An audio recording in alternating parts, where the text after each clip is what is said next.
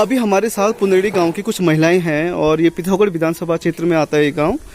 तो अभी हम ये जानने की कोशिश करते हैं इन लोगों से कि पुनेड़ी गांव में इनकी जो जनप्रतिनिधि हैं, विधायक है या उत्तराखंड सरकार है, कि उन्होंने कैसा काम किया है, ये जानने की कोशिश करते हैं। जी, नाम बताइए अपना। मेरा शकुंतला पुनेड़ा। जी, तो बताइए कि कैसा काम किया सरकार ने आपके गांव में? कुछ काम नहीं किया।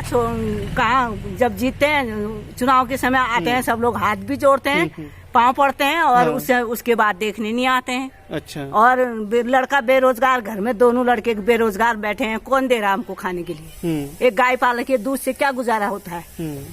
कमाई भी तो होनी चाहिए। अच्छा। किसी बेटे को तो देते सरकारी नौकरी कहीं पे, थर्ड क्लास की ही देते। क्या करें हम, कहाँ जाएंगे? 2-3 बार हम विधायक के पास भी जा चुके हैं। इनकी बहू मैं भी हूँ। 2-3 बार हम विधायक जी के पास भी जा चुके हैं। हमारा ये है, हमारा गौशाले का पैसा आया जब तक, मतलब जो ये कर्मचारी हैं ऐसा कहते हैं, जब तक तुम मतलब 2-3 हजार रुपए देते नहीं हो अपने वहाँ से, तब तक हम तुम्हारे कागज पास नहीं करेंगे।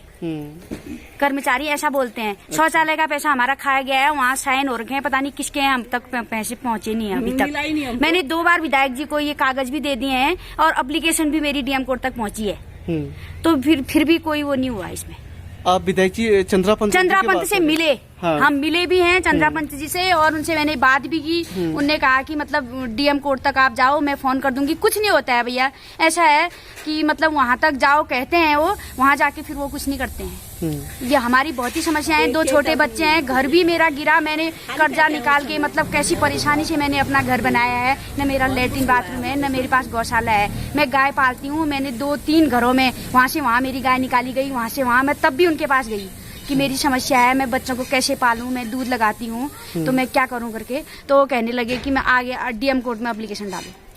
तो क्या करेंगे हम, आप ही बताओ। तो हम परेशान होके, आज तक हम भी वही थे, परेशान होके हम आम आदमी पार्टी में आए हैं। तो हमको ये चाहिए कि हमारे गांव का विकास हो, हमारे घर में मतलब कोई भी एक रोजगार दें जो जिससे हमको अपने बच्चे पालने में दिक्कत ना हो। सरकार तो कह रही है कि बेटी बचाओ बेटी पढ़ाओ। तो यहाँ तो बेटी बचाओ बेटी पढ़ाओ कह रही है। हॉस्पिटलों में क्या सुविधा है? हॉस्पिटलों में कोई सुविधा नहीं है। तो लेडीजें क्या कर रही है, मोमबत्ती जला के अपने बच्चों का दूध गर्म कर रही हैं। तो इसमें वो भी तो होना चाहिए। अब लेडीज हॉस्पिटल में एक चूल्हा नहीं होना चाहिए? होना चाहिए। नहीं, बच्चों को रात में जैसे जो डिलीवरी वाले आते हैं उनको कहाँ से दिया जाएगा बताओ? कोई सुविधा नहीं है हमारे यहाँ। न डिस्ट्रिक्ट हॉस्पिटल में सुविधा है, न लेडीज हॉस्पिटलों में सुविधा है, कोई नहीं है। तो ये है बेटी बचाओ बेटी पढ़ाओ की हकीकत। हाँ जी, आप बताइए कि आपका क्या अनुभव रहा? मैं सुनीता पुनेड़ा मेरा नाम जी। और इस पार्टी कांग्रेस बीजेपी से हम परेशान हैं। हमारे गांव में कोई रोजगार नहीं और मेरी 2 बेटियां हैं। मेरे पति भी प्राइवेट जॉब करते हैं और मैं भी एक घर में गाय हाय पाल के ऐसे अपना गुजारा करती हूँ। गांव में हमारी कोई भी वो कुछ रास्ते भी नहीं है, न कुछ साधन है हमारे गांव में। और सरकारी अस्पतालों में जाते हैं तो जब डिलीवरी हुई थी उस टाइम पे बोला यहाँ पे वो करो, अल्ट्रासाउंड करा के लाओ। बाहर से प्राइवेट से हमने 1300 का अल्ट्रासाउंड कराया। न यहाँ पिथौरागढ़ में सही अस्पताल है, न बच्चों के लिए कोई स्कूल है अच्छे से। तो हम इसी वजह से मैं तो इस कांग्रेस और बीजेपी के साथ न रहकर मैं आम जनता पार्टी का सपोर्ट करूंगी।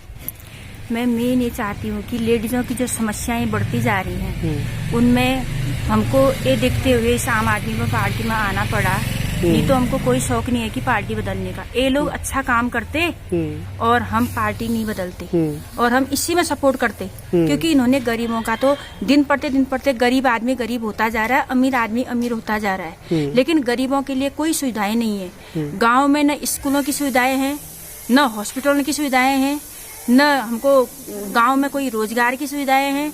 और घर घर पानी का इन्होंने जो वो किया था, ये पानी खाली एक इन लोगों ने गांव में मतलब ऐसे गांव भी देख रखे हैं हमने कि उनमें पानी नहीं है। ये कहते हैं कि हमने घर घर पानी दे रखा है, उसका बिजली के बिल पानी के बिलों में इतना बिल आ रहा है कि पानी के कनेक्शनों में पानी नहीं आ रहा है, उसके बावजूद भी बिल आ रहे हैं। ये हमने बहुत जगह देख दिया है।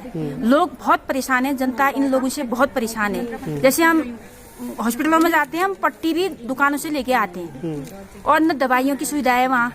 और यहाँ क्या कर दिया, रेफर सेंटर बना दिया इन लोगों ने।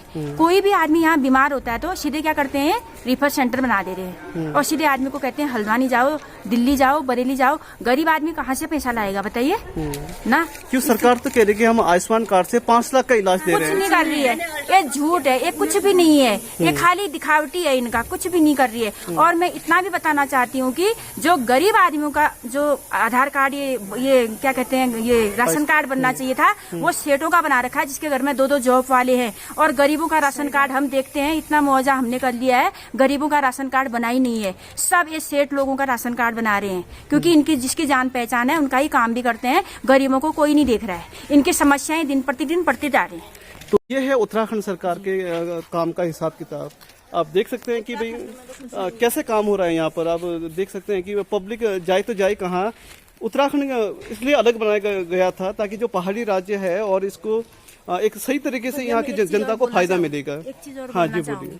और जो स्कूलों में, प्राइवेट स्कूलों को हमारा ये बनाया गया है, इतना लॉकडाउन लगा, इसमें इन्होंने पूरी फीस ली गई है हमारे बच्चों से। तो गरीब आदमी कहाँ से, जिसकी प्राइवेट नौकरी है, उसको घर बैठा के तो प्राइवेट स्कूलों की जो फीस है वो कहाँ से भरेंगे आम लोग कहाँ से भरेंगे बताइए। उनका कोई रोजगार ही नहीं है, रोजगार तो छीन चुका है उनका। 2 सालों से लॉकडाउन लगा है लगातार, तो गरीब आदमी क्या करेगा। मैं इस बारे में जानना चाहती हूँ कि क्या प्राइवेट स्कूलों में लगातार फीसें ली जा रही हैं, क्या ठीक है, नौकरी वालों का तो, सरकारी जॉब वालों का तो सरकारी जॉब से पैसा मिल जा रहा, लेकिन प्राइवेट जो जॉब कर रहे हैं उनको पैसा कहाँ से मिलेगा, उनकी आमदनी कहाँ से आएगी, उनका पैसा कहाँ से आएगा। उनके पास कोई रोजगार नहीं है। बहुत बच्चे ऐसे रोजगार घर में बैठे हैं जिनको नौकरी नहीं मिल रही है, उनका दिमाग तो वैसे खराब हो जाने वाला है। हम तो इस बारे में कहना चाह रहे हैं कि उनको रोजगार दिया जाए। हर घर से एक आदमी को रोजगार देना जरूरी हो गया है। तो आप देख सकते हैं विश्व गुरु भारत की ये हकीकत है कि शिक्षा को बेचा जा रहा है, धंधा बना दिया है यहाँ पर, और किसी को कोई मतलब नहीं है कि यहाँ पर कि हम एक क्या करें आगे। न इन भाजपा कांग्रेस इनका बोलना है कि दोनों पार्टियों का न कोई एक रोड मैप है, न कोई दिशा है कि जनता से उनको कोई मतलब नहीं रह गया आज के टाइम में। ये सामने आ रहा है। जी बोलिए।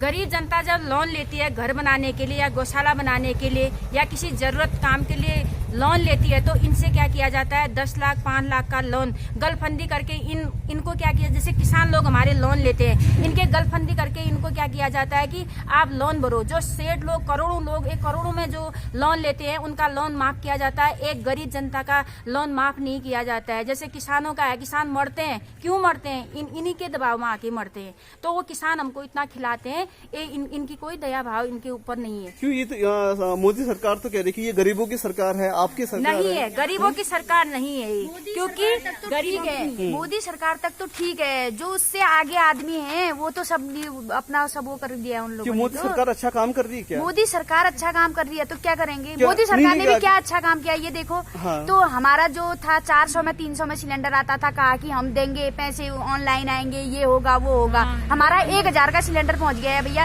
हम तो कहाँ से लाएंगे बताओ। और राशन दे रही है 20-30 किलो, उसी राशन से हो जाएगा क्या हमारा पूरा? नहीं होगा। तो घर जिसके परिवार है, जिसका वो है 1000 का सिलेंडर, कहाँ से भरेगा वो आदमी। और 200 रुपए का तेल हो गया है हमारा।